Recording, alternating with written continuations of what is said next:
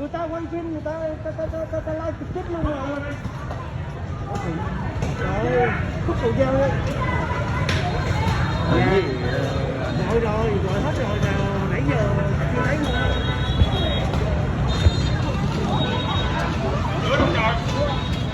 Bây giờ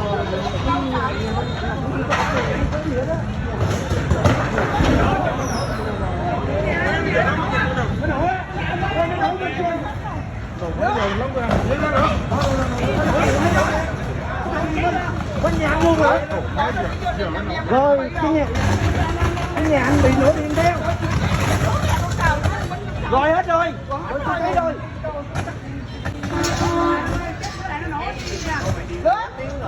Người ta like trực tiếp người ta điện thoại luôn rồi mình chưa thấy luôn mà nó nổ điện bên này.